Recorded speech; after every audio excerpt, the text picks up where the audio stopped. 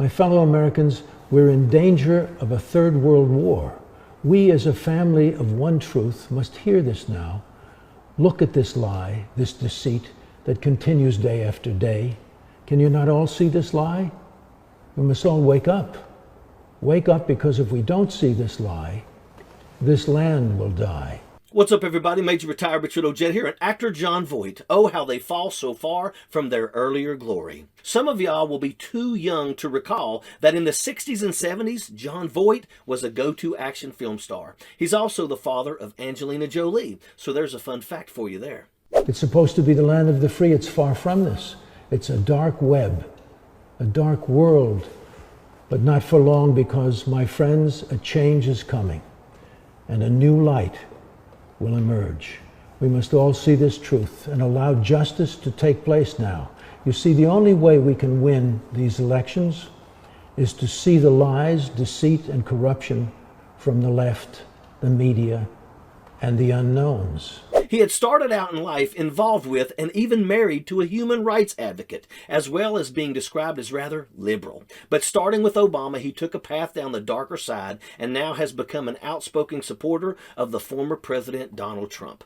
Let us all come together and to vote for true justice for all. Let us pray that the one president who understood truths and had the best interest of the American people, the American dream, President Donald Trump, will return to the presidency. He and only he can stop this swamp, this deceit and injustice. Allow President Trump to rebuild our soil and our land so we can rise to her glory. Much love to you. So an old bitter man is vying for another even more bitter old man and has bought into his ridiculous crap, from being God's chosen president to the election fraud conspiracy.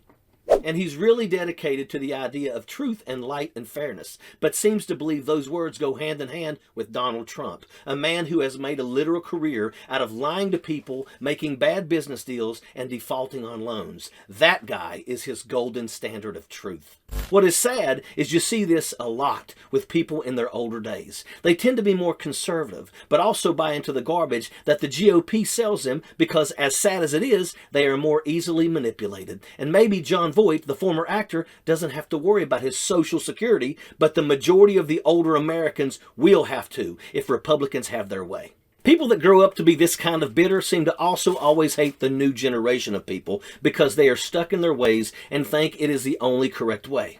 Now, of course, not every person of 80 plus years thinks like this, but it does seem to have a trend amongst conservatives.